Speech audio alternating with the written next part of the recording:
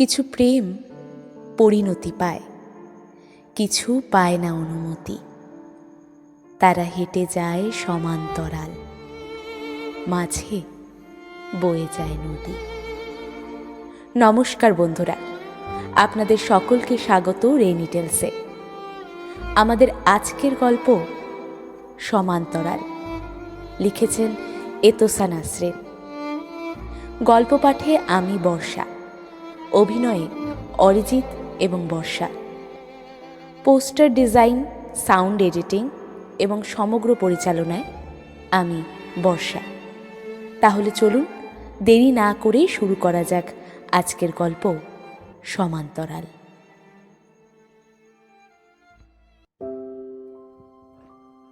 শহরতলির একটা নিরিবিলি রাস্তা ধরে হাঁটছিল দুজনে,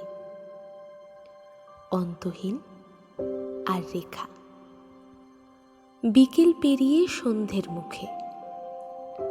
নভেম্বরে এই সময়টায় হালকা ঠান্ডা পড়ে। রেখা গায়ের পাতলা ফিনফিনে চাদরটা আরেকটু টেনে নিল। অন্তর কাঁধে অফিস ব্যাগ, ইন করে পরা ফর্মাল শার্টের কলার ঘেঁষে নিঃশ্বাস ফেলছে ঠান্ডা হাওয়া। আপনাকে কতবার বলেছি মাফলারটা ব্যবহার করুন। এই সদ্য শরীরটা একটু সুস্থ হয়েছে, আবার ঠান্ডা লাগিয়ে বসলে তো 16 কলা পূর্ণ হবে নাকি? আপনি আমার এত খেয়াল না রাখলেই খুশি হব। নিজের ভালো মন্দ বোঝার যথেষ্ট বয়স হয়েছে আমার। এক রাশ বিরক্তি ছুড়ে দিল অন্ত রেখার দিকে। রেখা মিশে গেল, এক ধাক্কায় নিজেকে গুটিয়ে নিল ঘায়েল কেন্নর মতো।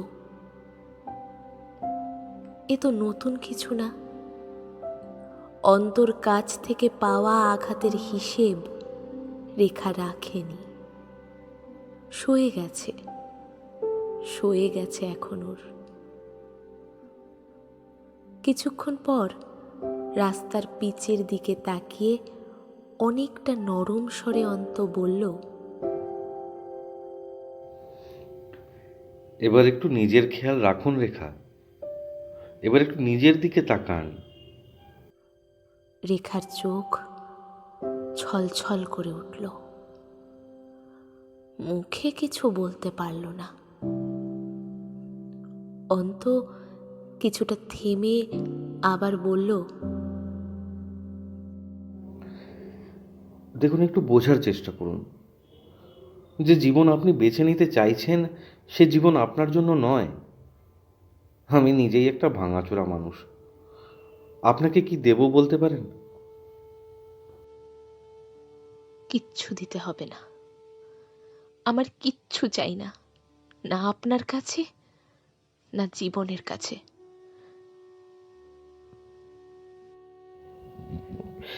এসব আবেগের কথা রেখা।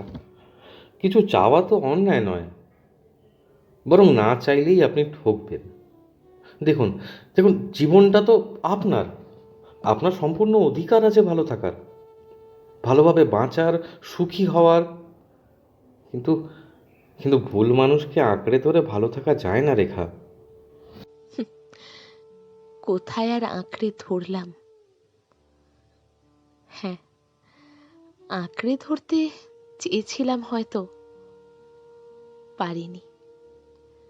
আসলে কি জানেন তো, সবাই তো সবকিছু পারে না, আমিও পারিনি। এই একটু আগে বললেন না আপনি একটা ভাঙাচোরা মানুষ, আমি চেয়েছিলাম এই ভাঙাচোরা মানুষটাকে একটু জোড়াতালি দিয়ে গুছিয়ে দেওয়ার চেষ্টা করতে। আপনি অ্যালাউ করেননি। উফ, কেন সেধে সেধে আগুনে ঝাঁপ দিচ্ছেন বলুন তো? পূর্ব বলে। পড়ার মানে বোঝেন? দগদগে ঘা দেখেছেন কখনো? পড়ার মানে বুঝলে না এত সহজে সব কথা বলতেন না। তাহলে ধরে নিন আমি বুঝতে চাই। উফ, এই জন্যই না অল্প বয়সী মেয়েদের সাথে কথা বাড়াতে নেই। আপনাদের আবেগের গতি যেন স্রোতের থেকেও বেশি। আমি পারবো না আপনাকে বোঝাতে। রেখা চুপ করে গেল। একটা দীর্ঘশ্বাস বেরোতে চেয়েও মিলিয়ে গেল বুকের ভেতর। মনে মনে বলল, আবেগ হোক বা স্রোত, পাথরের কাছে দুই সমান। স্রোতে তো পাথরও ভাঙে, আর আবেগে কিছুক্ষণ অন্যমনস্কভাবে হাঁটতে হাঁটতে অন্তও একসময় নীরবতা ভেঙে বলল, চা খাবেন? চা? তা খেলেই হয়। রাস্তার ধারে একটা বেঞ্চ, দুটো উষ্ণ মাটির ভার। ওরা চায়ে চুমুক দিল। রেখা মেয়েটার বয়স কম হলেও প্রথম প্রথম ওকে বেশ ম্যাচিওর মনে হতো অন্তর। এখন আর মনে হয় না এমনটা নয়। বেশ বুদ্ধিমতীও, লেখাপড়ায় ভালো, রেজাল্ট ভালো, ব্রাইট ফিউচার। কিন্তু কয়েক মাসের আলাপেই অন্তর মতো একটা চালচুলোহীন ফিউচারলেস ছেলের প্রেমে পড়ে যেতে পারে, এ কথা স্বপ্নেও ভাবেনি অন্ত। ম্যাচুরিটি থাকলে কেউ এমন করে নাকি? হয়তো রেখা ভালোবাসেনি, হয়তো শুধুমাত্র মোহ, তাই এত অবুঝপনা। আসলে বয়সটা কম তো, দুদিন পর কেটে যাবে। দিনের শেষে এই শূন্য জীবনের পাহাড় সমান শূন্যতা গিলে একাই থেকে যেতে হবে অন্তকে। রেখার মতো কাউকে জায়গা দেওয়ার সামর্থ্য নেই যে ওর।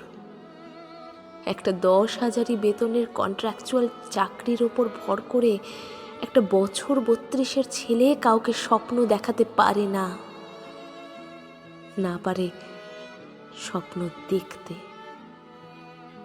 অন্ত একটা শিকড়হীন গাছ, যে কারও আশ্রয় হতে পারে না।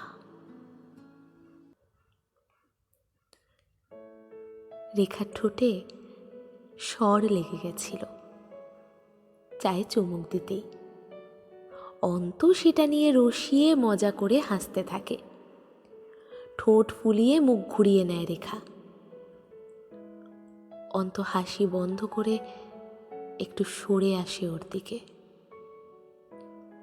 রুমাল দিয়ে ঠোঁটটা মুছিয়ে দিতে গিয়েও নিজেকে সামলে নেয়। রুমালটা রেখার হাতে দিয়েই উঠে আসে। চায়ের দোকানটা ছেড়ে বেরিয়ে এলো ওরা। পাশাপাশি হাঁটছে, মাঝে বেশ কিছুটা দূরত্ব রেখে। অন্ত ফোনের স্ক্রিনের দিকে একবার তাকিয়ে তারপর ফোনটা পকেটে ঢুকিয়ে বলল, ইয়ে, মানে বলছিলাম আপনার গানের ক্লাস কেমন চলছে? চলছে যেমন চলার কথা তেমনই। আচ্ছা শুনুন না, ডিসেম্বরে একটা প্রোগ্রাম আছে, আসবেন তো? হুম, আসতেই পারি সময় পেলে।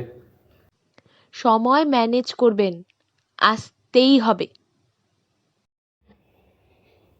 শাড়িটাতে না আপনাকে বেশ মানিয়েছে। শুধু একটা টিপ পরলেই দারুণ লাগতো।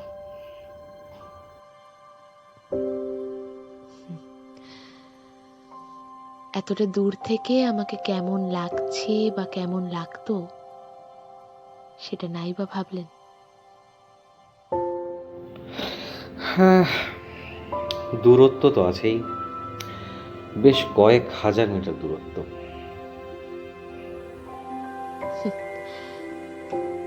তা অবশ্য, তবে ওটা মিটার নয়, মাইল। রেখা জানে না অন্ত ওকে আদৌ ভালোবাসে কিনা, তবে এটা জানে অন্ত ওকে মন্দবাসে না। রেখা জানে অন্তর সীমাবদ্ধতা, ও জানে ওকে সাধনা করতে হবে, আর ও সেটাই করবে।